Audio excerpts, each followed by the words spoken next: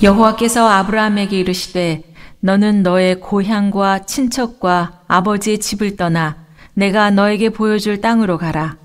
내가 너로 큰 민족을 이루고 내게 복을 주어 내 이름을 창대하게 하리니 너는 복이 될지라. 너를 축복하는 자에게는 내가 복을 내리고 너를 저주하는 자에게는 내가 저주하리니 땅의 모든 족속이 너로 말미암아 복을 얻을 것이라 하신지라. 이에 아브라함이 여호와의 말씀을 따라갔고 롯도 그와 함께 갔으며 아브라함이 하란을 떠날 때 75세였더라. 아브라함이 그의 아내 사레와 조카 롯과 하란에서 모은 모든 소유와 얻은 사람들을 이끌고 가나안 땅으로 가려고 떠나서 마침내 가나안 땅에 들어갔더라. 아브라함이 그 땅을 지나 세겜 땅 모레 상수리 나무에 이르니 그때 가나안 사람이 그 땅에 거주하였더라. 여호와께서 아브라함에게 나타나 이르시되 내가 이 땅을 네 자손에게 주리라 하신지라. 자기에게 나타나신 여호와께 그가 그곳에서 제단을 쌓고 거기서 베델 동쪽 산으로 옮겨 장막을 치니 서쪽은 베델이요 동쪽은 아이라. 그가 그곳에서 여호와께 제단을 쌓고 여호와의 이름을 부르더니 점점 남방으로 옮겨갔더라. 그 땅에 기근이 들었으므로 아브라함이 애굽에 거류하려고 그리로 내려갔으니 이는 그 땅에 기근이 심하였음이라. 그가 애굽에 가까이 이르렀을 때 그의 아내 사레에게 말하되 내가 알기에 그대는 아리따운 여인이라. 애굽 사람이 그대를 볼 때 이르기를 이는 그의 아내라 하여 나는 죽이고 그대는 살리리니 원하건대 그대는 나의 누이라 하라. 그러면 내가 그대로 말미암아 안전하고 내 목숨이 그대로 말미암아 보존되리라 하니라. 아브라함이 애굽에 이르렀을 때 애굽 사람들이 그 여인이 심히 아리따움을 보았고 바로의 고관들도 그를 보고 바로 앞에서 칭찬하므로 그 여인을 바로의 궁으로 이끌어 들인지라. 이에 바로가 그로 말미암아 아브라함을 후대함으로 아브라함이 양과 소와 노비와 암수 나귀와 낙타를 얻었더라. 여호와께서 아브라함의 아내 사레의 일로 바로와 그 집에 큰 재앙을 내리신지라. 바로가 아브라함을 불러서 이르되 네가 어찌하여 나에게 이렇게 행하였느냐? 네가 어찌하여 그를 네 아내라고 내게 말하지 아니하였느냐? 네가 어찌 그를 누이라 하여 내가 그를 데려다가 아내를 삼게 하였느냐? 네 아내가 여기 있으니 이제 데려가라 하고 바로가 사람들에게 그의 일을 명하매 그들이 그와 함께 그의 아내와 그의 모든 소유를 보내었더라. 아브라함이 애굽에서 그와 그의 아내와 모든 소유와 롯과 함께 네겝으로 올라가니 아브라함에게 가축과 은과 금이 풍부하였더라. 그가 네겝에서부터 길을 떠나 베델에 이르며 베델과 아이 사이 곧 전에 장막 쳤던 곳에 이르니 그가 처음으로 제단을 쌓은 곳이라. 그가 거기서 여호와의 이름을 불렀더라. 아브라함의 일행 롯도 양과 소와 장막이 있으므로 그 땅이 그들이 동거하기에 넉넉하지 못하였으니 이는 그들의 소유가 많아서 동거할 수 없었음이니라. 그러므로 아브라함의 가축의 목자와 롯의 가축의 목자가 서로 다투고 또 가나안 사람도 브리스 사람도 그 땅에 거주하였는지라. 아브라함이 롯에게 이르되 우리는 한 친족이라 나나 너나 내 목자나 네 목자나 서로 다투게 하지 말자. 내 앞에 온 땅이 있지 아니하냐? 나를 떠나가라. 내가 좌하면 나는 우하고 네가 우하면 나는 좌하리라. 이에 롯이 눈을 들어 요단 지역을 바라본즉 소알까지 온 땅에 물이 넉넉하니 여호와께서 소돔과 고모라를 멸하시기 전이었으므로 여호와의 동산 같고 애굽 땅과 같았더라. 그러므로 롯이 요단 온 지역을 택하고 동으로 옮기니 그들이 서로 떠난지라. 아브라함은 가나안 땅에 거주하였고 롯은 그 지역의 도시들에 머무르며 그 장막을 옮겨 소돔까지 이르렀더라. 소돔 사람은 여호와 앞에 악하며 큰 죄인이었더라. 를 떠나 하란을 지나 이제 가나안 땅으로 도착했다가 가나안 땅에서 다시 이집트 땅으로 내려가 그곳에서 이런저런 변고를 겪었다가 다시 가나안 땅에 들어와 정착하게 되는 내용입니다. 그리고 그 가나안 땅에 정착할 때 이 조카인 롯과 서로 나뉘어지는 이야기가 오늘 성경 말씀의 대략적인 개략입니다. 아브라함이 하란과 가나안을 떠나서 하란과 갈대아 우르를 떠나서 가나안 땅에 들어왔을 때 오늘 성경 말씀에 보면 아브라함의 가족과 조카 롯의 가족이 함께 들어오게 되었는데요. 우리 아브라함과 조카 롯의 가족이 함께 들어와서는 가나안 땅을 오가며 그곳에서 이제 뭐라 그러죠? 그 예배, 제사를 드리게 됩니다. 우리 제사를 드리면서 뭐라고 되어 있냐면 세겜에서 그리고 베델과 아이 사이에서 제단을 쌓고 여호와 하나님의 이름을 불렀다라고 지금 말하고 있습니다. 우리 제단을 쌓았다라는 것은요, 감사를 드리고 감사의 예배를 드렸다라는 말인데 참 이 말이 여러 가지로 우리를 생각하게 합니다. 왜냐하면 성경을 우리가 그냥 읽었을 때는 잘 모르지만 이스라엘 땅에서 세겜과 베델과 아이가 있는 그 산지를 다녀보면 도대체 여기서 감사할 게 뭐가 있을까라는 생각이 들기 때문에 그래요. 사실 아브라함에게는 별로 감사할 것이 없어 보입니다. 왜냐하면 그래봤자 아브라함은 나그네의 삶을 살았기 나그네의 삶을 살았을 뿐이기 때문이죠. 우리 가나안 땅에 들어왔는데 이미 가나안 땅에서 농사 지을 만한 좋은 땅은 원래 그 땅에 살고 있는 사람들이 전부 다 차지하고 살고 있었습니다. 그러니까 가나안 땅에 들어와서 아브라함이 뭔가 새로운 농토를 일구고 뭔가 농사를 짓고 살기에는 너무 척박한 땅인 거죠. 그리고 땅을 얻을 수도 없는 거죠. 그래서 세겜도 그렇고 베델과 아이도 그렇고 모두 다 유대 산지에 있는 도시들의 이름입니다.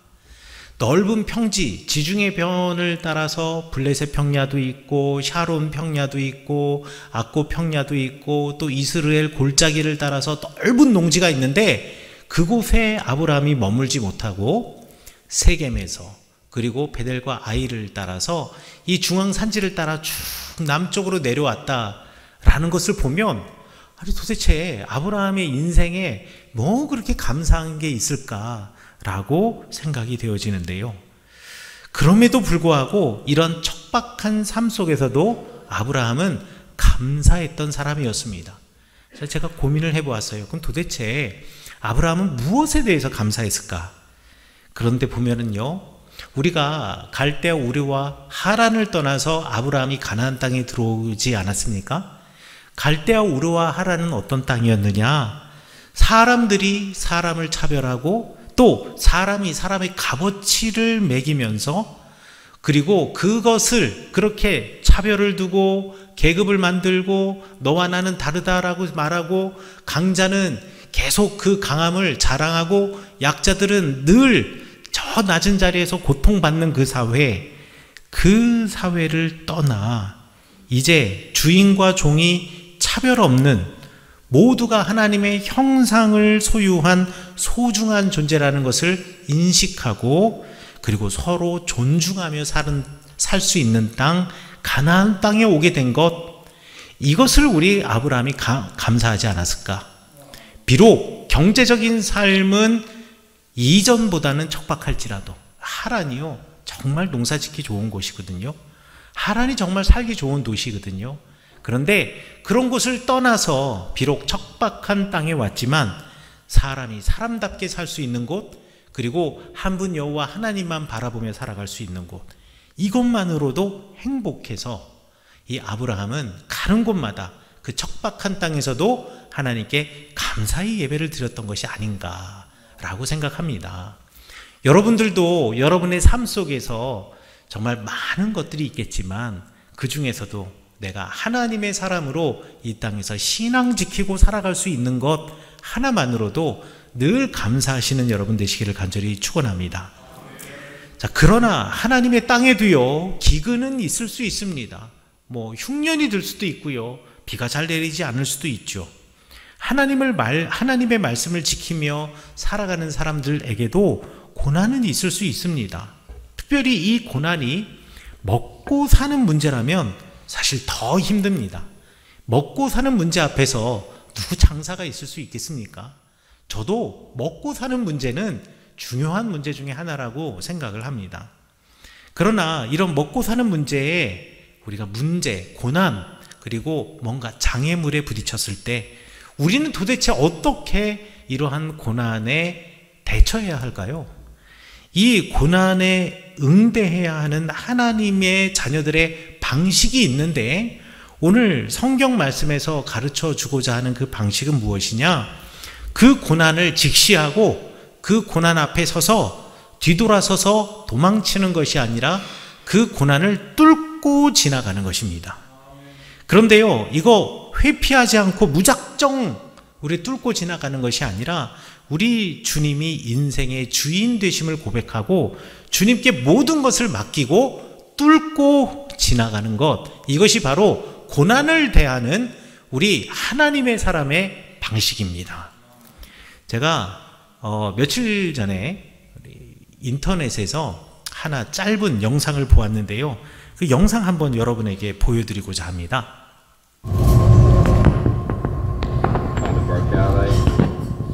The one behind it didn't.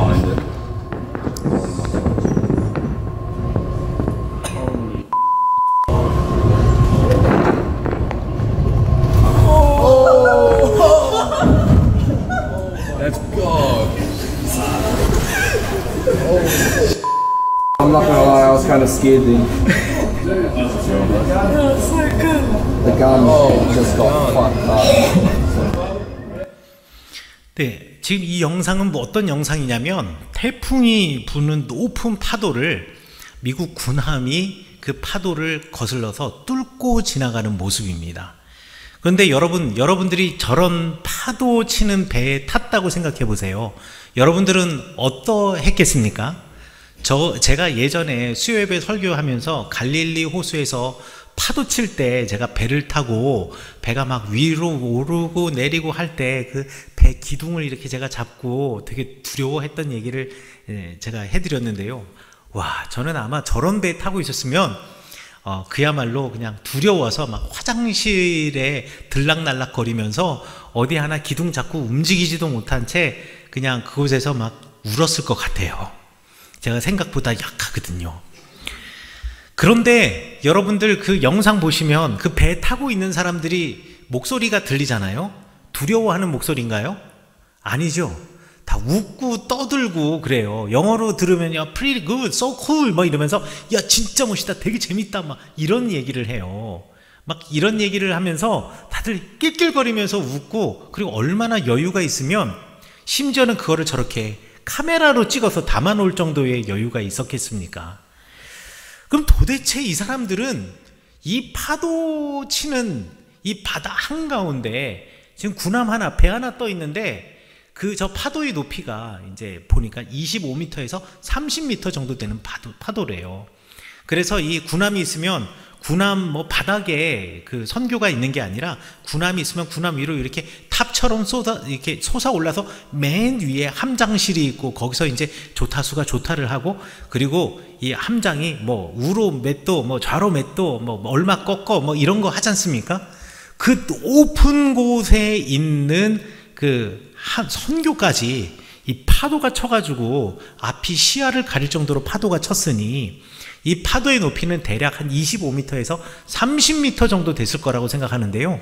저는 태어나서 단 한 번도 25m에서 30m 되는 파도를 본 적도 없을 것이고, 상상해 보면 우리 교회 건물 높이보다도 더 높은, 내지는 이만한 파도가 지금 막 닥쳐오고 있는 거예요.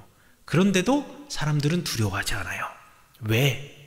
이 사람들은 이 배가 절대 전복되지 않는다는 것을 확신하고 있기 때문에, 알고 있기 때문에 그렇습니다.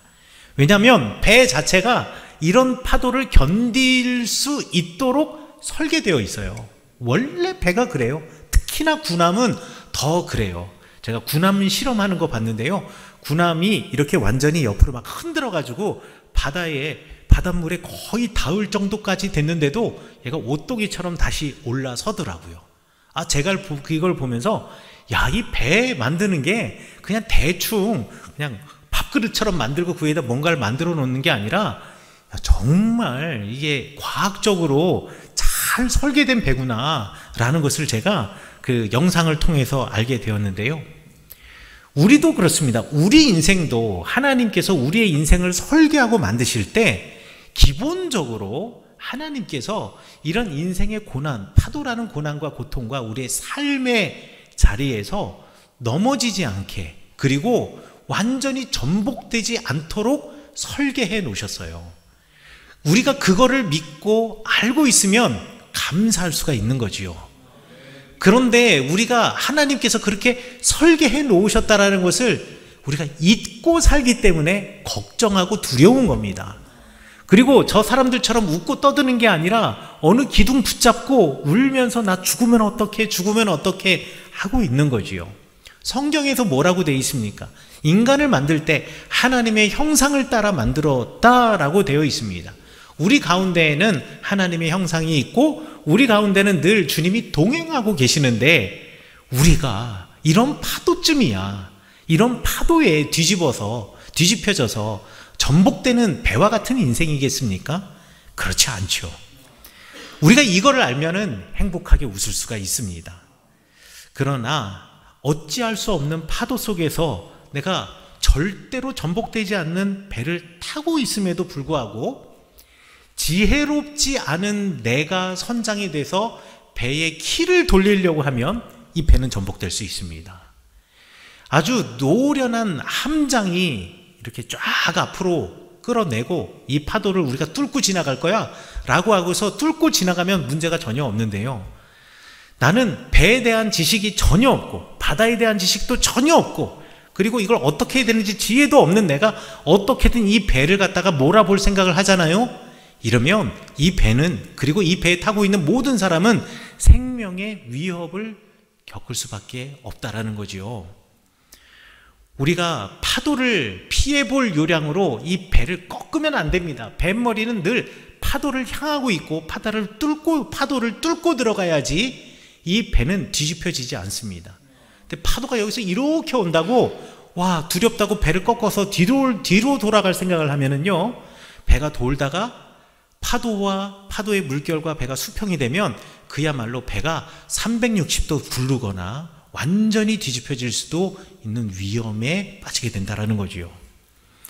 아브라함이 말이죠, 기근이라고 하는 고난을 당하게 되었습니다. 하나님이 주신 땅, 감사한 땅, 가나안 땅에 살고 있지만 기근이라는 고난, 그러니까 당장에 내가 먹고 사는 것에 대한 위기 앞에서 이 아브라함이 뱃머리를 돌렸습니다. 하나님은 선장이 되셔서 갈대아 우르와 하라를 떠나 그 뱃머리, 이 아브라함의 인생의 뱃머리를 가나안 땅으로 향하게 하셨는데, 가나안 땅으로 들어온 아브라함은 자기가 선장이 되어서 이제 이 고난을 한번 헤쳐볼 생각으로 이 뱃머리를 돌려서 이집트를 향해 내려갔다라는 거예요. 이집트가 풍요로워 보였기 때문에 그렇습니다. 이집트가 너무 풍요로워 보여요. 그래가지고 이집트로 내려가자마자 곧바로 현실에 직면하게 됩니다. 그게 뭐냐면요, 내가 보았던 이집트 그 풍요로움이, 겉으로 보이는 풍요로움이 끝나는 게 아니라 그 풍요로움 안에는 지독한 고난, 더 깊은 고난이 그 안에 있다는 것을 아브라함이 뒤늦게 알게 되었습니다. 어떤 고난, 어떤 부조리와 어떤 불합리가 있었냐면요, 이 이집트라는 곳, 이 풍요 뒤에는 강자가 약자를 억압하는 그런 억압과 폭력이 있는 곳이 이집트였습니다. 이집트에 내려갔는데 아브라함이 깜짝 놀라고 알게 된 게 있어요. 이집트에서는요, 파라오가, 그리고 관리가 한 여인이 한 남자의 아내일지라도 이쁘면 강제로 뺏어올 수 있는 사회가 이집트였던 거예요. 심지어는 그 남편을 죽여서까지라도요. 그러니 아브라함이 얼마나 당황했겠습니까? 내가 죽지 않으려고 하니까 사라에게, 아내에게 이야기하죠. 야, 아내라고 그러지 말고 누이라고 하라고. 참, 남자가 어떻게 이럴 수가 있습니까? 이런 남자를 데리고 사는 사라는 얼마나 또 슬프겠습니까? 그런데요, 이 이집트라고 하는 그 나라가 풍요로움 뒤에는 바로 이러한 약탈과 강탈과 폭력이 있다라는 것이고요. 그리고 이 폭력과 약탈과 강탈을 어떻게든 피해서 살아남기 위해서는 아브라함처럼 속임수를 써야 하고 거짓을 일삼아야 하는 사회가 이집트였다라는 것을 아브라함은 뒤늦게 알게 된 거예요. 하지만 이미 버스는 떠나갔죠. 나는 이집트 땅 안에 들어와 있으니까요. 아브라함이 아내를 사라를 누이라고 속여야 했던 곳, 그곳이 이집트였고요. 그리고 이러한 사회, 약육강식의 사회, 강자가 모든 것을 다 취득할 수 있는 사회에서 항상 가장 고난당하는 사람들은 가장 약한 사람, 여인들이었습니다. 그래서 사라는요, 일방적인 피해자가 되어야 하고, 그리고 이런 여인들과 약자들이 일방적인 피해자가 되는 사회가 바로 물질적으로는 풍요로워 보이는 바로 이집트 땅이었다라는 거지요.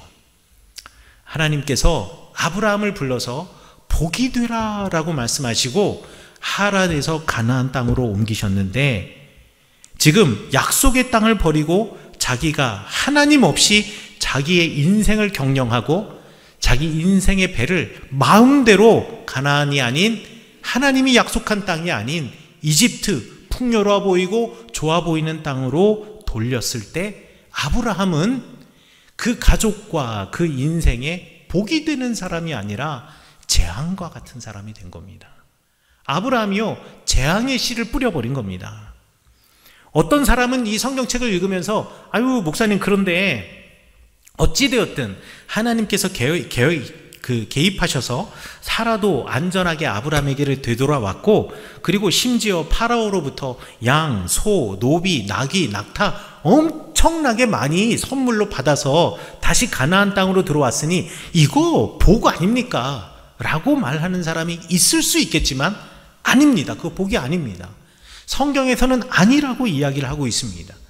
왜냐하면은요, 그렇게 가나안 땅으로 돌아온 이 아브라함 가족이 곧바로 난관에 부딪히게 되는데, 그게 뭐냐면 파라오로부터 너무 많은 걸 받은 거예요.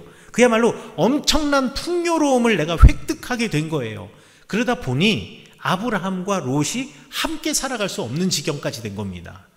너무 가지고 있는 양과 염소가 많으니 한 곳에서 이것들을 전부 다 풀어놓고 서로 방목할 수도 없을 뿐더러 서로 네 거니 내 거니 서로 다투는 일도 아마 생겼을지 모르겠죠.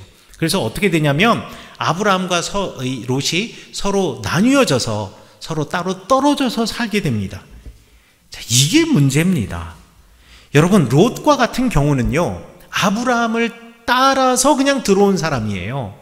그러니까 어부지리로 따라 들어온 사람이지, 하나님이 아브라함을 만나셔서 아브라함에게 갈대아 우르 땅으로 가라고 명령하셨지만 롯에게는 그렇게 하나님을 인격적으로 만났던 경험이 없었던 사람이 이 롯이었거든요. 이 롯은 하나님을 만나는 방법이 아브라함을 통해서 만났기 때문에 사실 이 아브라함은 롯의 신앙의 인도자라고 말할 수 있는데, 그들이 갑자기 얻게 된 이 풍요 때문에 내가 신앙의 인도자와 내가 떨어져서 멀어지게 되어버렸다라는 거지요.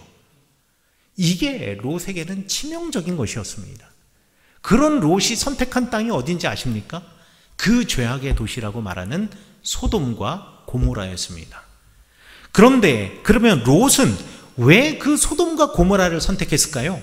오늘 성경 본문 13장에서 말하고 있습니다. 그 땅이 마치 이집트 땅과 같아서. 그러니까 롯의 기준이 이제 완전히 바뀌어져 버린 겁니다. 롯의 인생의 그 기준은요, 이게 하나님의 땅이냐 아니냐가 아니라 이게 이집트와 같은 땅이냐 아니냐가 그 인생의 기준으로 바뀌어져 버린 거죠. 인생의 기준이 왜곡된 겁니다. 그리고서는 그 이집트 땅과 같아 보이는 그 소돔과 고모라, 환락의 도시, 풍요의 도시가 이게 바로 하나님의 동산 에덴이 아니겠느냐까지도 이야기를 하게 되는 것이요. 이거 진짜 큰일 났습니다. 그러면 누가 롯을 이렇게 만들었습니까? 아브라함이요. 아브라함이 가나안보다 풍족한 물질 문명이 넘쳐나는 이집트로 자신의 인생의 뱃머리를 돌렸기 때문에 하나님이 선장이 되셔서 하나님이 이끄시는 인생이 아니라 내가 선장이 되어서 내가 이끌어가는 인생으로 가다 보니 지금 이 사단이 벌어지게 된 겁니다. 그리고 아브라함이 그 땅에 롯을 데리고 가서 롯마저도 그 물질 문명이 인생의 기준이 되는 사람으로 바뀌어버리는 이 큰 문제를 일으키게 된 겁니다. 여러분, 하나님 없는 열심, 하나님 없는 최선을 다하는 것, 이것은요 우리에게 전혀 복이 되질 않습니다. 하나님 없이 내가 열심히 해서 무엇하고 내가 열심히 해서 무언가를 이루어내면 그래요, 그 당시에는 성취감을 느낄 수 있겠죠.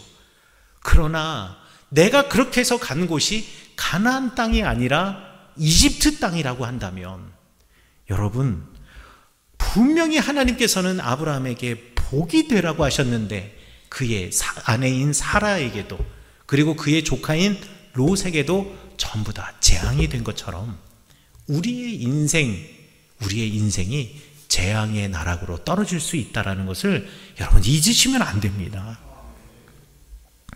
하나님의 인도하심을 따라서 아브라함은 롯에게 복이 되는 삶을 살았습니다. 아브라함의 가족들에게 복이 되는 삶을 살았습니다. 그래서 가나안 땅에 오게 되었습니다. 그런데 이제 하나님은 사라지고 아브라함이 자기의 인생을 이끌고 나아가면서 이집트로 가는 바람에 아내도 조카도 모두 화를 입게 되었으니 이거야말로 너무 아이러니하고 이 이야기야말로 우리에게 전하고자 하는 메시지가 너무나 분명합니다. 누가 이끌고 가고 있는가? 누가 이 인생을 움직이고 가고 있는가? 이 모든 것이 아브라함이 고난 앞에서 자기가 선장이 되어서 파도를 피하려다가 인생의 배가 뒤집혀버린 형국이라고 말할 수가 있습니다. 여러분의 삶은 아브라함의 삶과 좀 다른 것이 있으신가요? 다만 고난의 문제뿐만 아니라 우리 인생의 길에서 하나님이 갈대아 우르 그리고 하란에서 아브라함을 선택하여 부르신 것처럼 여러분들을 부르셔서 지금 이 자리에 오게 하셨고 우리 주님을 알게 하셨습니다. 그리고 하나님께서 아브라함에게 그러하셨듯 여러분에게 한 가지 부탁을 하십니다. 아니, 이거는 부탁이 아니라 명령입니다. 그것이 무엇이냐면 복이 되라는 것입니다. 복이 될지어다. 네가 누군가에게 복이 될지어다. 그렇지요. 그래서 우리는 그 복음을 가지고 그 복된 소식을 가지고 온 유대와 사마리아와 땅끝까지 이르러 증인되는 삶을 살아가는 사람들 아니겠습니까? 자, 그런데 여러분은 여러분의 배우자에게, 여러분의 자녀에게, 그리고 여러분 교회 공동체에서 만나는 주변의 많은 사람들에게, 또 교회 바깥에 세상의 사람들에게, 여러분의 일터에서 만나는 모든 사람들에게 복이 되는 삶을 살아가고 계시는가요? 여러분들 하나님이 이끄시는 삶을 살아가면서 사람들이 여러분을 만나서 가나안 땅으로 오고 계십니까? 아니면 여러분들이 그들을 이끌고 이집트 땅을 내려가고 계십니까? 여러분들은 가나안과 이집트 사이에서 갈등하고 계시진 않습니까?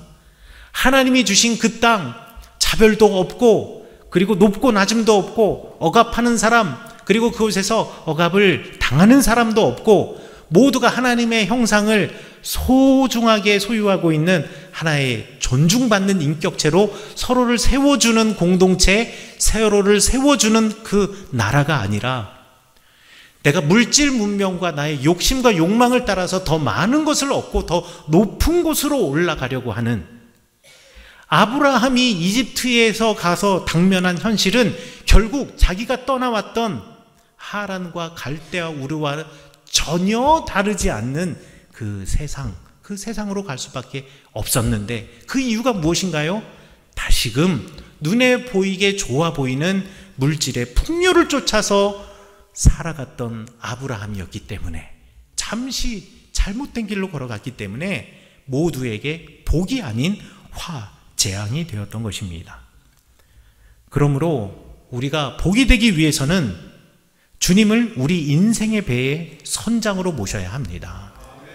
주님이 아닌 내가 선장이 되면은요, 복이 아니라 재앙의 씨앗이 됩니다.